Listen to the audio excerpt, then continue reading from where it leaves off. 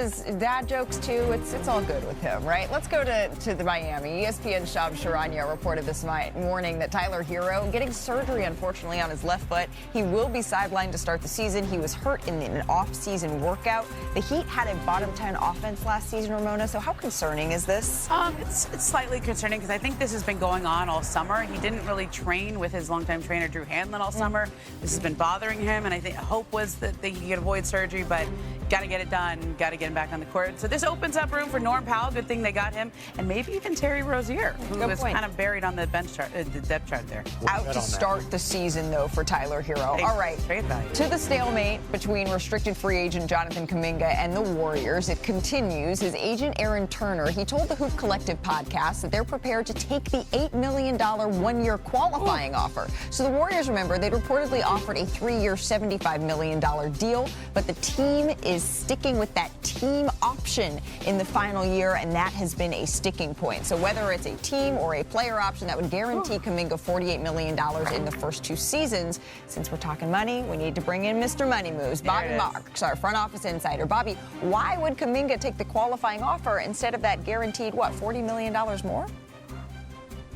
Yeah, first, give credit to Brian Windhorst. I don't think I've seen an agent come on a podcast and negotiate for his client like he did, Aaron Turner did with Jonathan Kuminga here. I think from his perspective, he's looking at it first. The $8 million qualifying offer gets him to unrestricted free agency next year. It also gives him the right to veto any trade coming forth. It was also mentioned, and Anthony Slater has mentioned this, that Kuminga has taken out an insurance policy in case he does get injured. So there is the mitigating cost as far as future salary that could be coming in. But I do think, Malik, I think there's a compromise here when you're looking at it.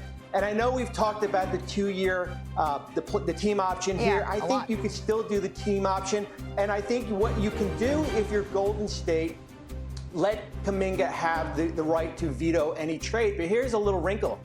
If he was traded and Golden State exercised that team option, guess what happens?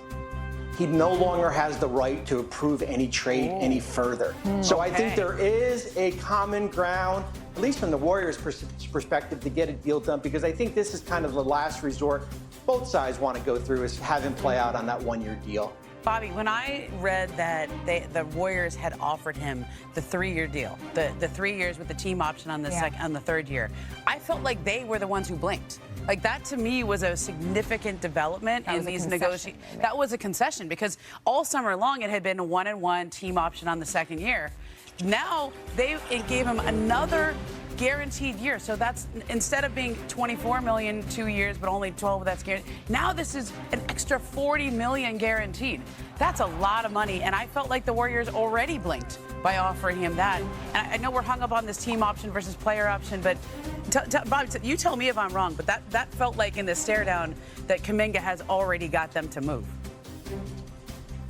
Well, I don't think they're going to move any further. I think certainly when you talk to people close to the organization, I think we're kind of here we are, right? It's either going to be the qualifying offer or it's going to be one of those offers that have already been on the table here. Listen, we've got 2 weeks until October 1st. That's the deadline when this qualifying offer goes off the table, unless Golden State wants to extend it. Remember, also, there's also that offer for 3 years. I think it was $54 million. That was straight, no options at all there. So there are different scenarios for Kuminga. But as we heard on the podcast, they're going to dig their heels in the ground here, and they're going to look at what's best for Jonathan Kuminga. And if it's what's best is 1 year and taking $16 million less, they're going to go out and do that. And I think where people are maybe being confused is their perspective of what's best for Jonathan Kuminga is not necessarily maximizing the value of the contract.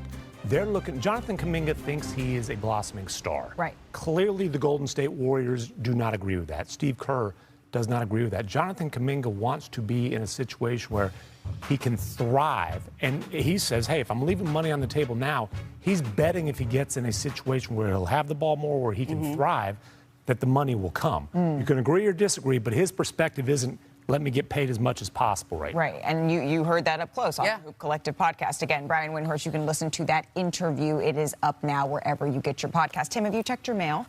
I have not. Well, you know, October 1st is still a couple of days away, but you might have missed an invitation from Anna Wintour to Fashion Week, and in case and from afar. Well, in person, the Lakers had a group travel to Poland to see him before the start of Eurobasket, and that was a 6,000-mile trip. Rob Pelinka got in the plane, Jeannie Buss got in the plane, the Rambi got in the plane. Rambi. They wanted to make it clear to Luka, if something's important to you, it's also important to us. This was really a chance to establish the first footing together after the whirlwind of the midseason trade. Yeah. And that extended as the Lakers went back to the States. There was a group chat before and after every game between Laura Beth Seeger, Luka's manager, Javi Barrio, his physiotherapist, and then Rob Pelinka and Dr. Leroy Sims, who's the head of medicine for the Lakers. And they just wanted to make sure that, hey, is your body right? Yeah. Is there any tweaks that we saw in the game? Did we do anything? And then beyond that, they were so, forthcoming and generous with their resources. Slovenia is a country of 2 million people. They had their equipment manager in touch with the Slovenian national team. They're like, if you need any gear, we can send stuff, airmail to you. And really, it was about, you are going to be the face of our franchise, and we want you to be as comfortable as possible in reaching that kind of stature. And if that includes playing for your national team, we're okay with it. We endorse it. We want to see it because we want to see you in your full form. And take control of your career. If you do it, it's going to get us where we want to go too. And there's really interesting details in this piece about Luka's intermittent fasting, about the Lakers, what their commitment is here to Luka Doncic. But you two cover the Lakers very closely. You have covered Luka more closely than anyone really in his career. And so I want to really distill down what is important to know here, because fans are seeing the pictures and there's a lot of excitement. But Luka's been the face of a franchise before, right? What is different right now, Tim, from your reporting? I think the slap in the face of the trade and the way it happened, the aftermath, that has been a big-time wake-up call for Luka. I think it has forced him to grow up. And look, there's been flashes of commitment to conditioning for Luka in the past. This feels like something that is the turning of a corner. Can he maintain it through the course of the season? We'll see. But you're seeing maturation, Luka. The way he interacted and led a Slovenia team with, Dave. Had you ever seen that before? Not to that degree, and he didn't have to be the leader in Dallas. Kyrie Irving was. Jalen Brunson was the vocal guy. On that Slovenian national team, and in Eurobasket, they put the camera in the huddle, so you really saw it. But I think that was evidence of maturation. The way that he has worked with the front office of the Lakers in a partnership, recruited. These are things. This is different than it was in Dallas. Certainly the relationship with the Mavericks front office completely broke down, but even in the good times, this is a different approach by Luka. The media approach has been different. Now, when you're talking about maturation, what's the other thing you talk about? Ranting at the referees. You know what, though? A guy who coached him in Dallas was telling me he thinks that's also tied to conditioning. I see that. When there's fatigue, there's frustration, and when Luka's frustrated, the refs are going to hear about it. So maybe a better conditioned Luka. I'm not saying can totally cut that out, but cut that down. So, Tim, I got a question. I mean, you literally wrote the book on Luka Doncic.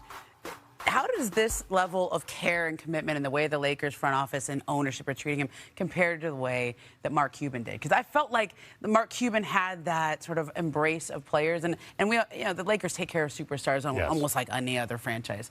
Is this back to the beginning? It's back to the beginning, but it's a different Luka. And again, early in Luka's career, his thing was basically like, hey, I hoop. It's not my job to be the general manager. It's not my job to recruit players. He didn't involve himself in personnel discussions at all until they botched the Brunson situation. He's looking around saying, whoa, we've got no chance to contend here. So similar approach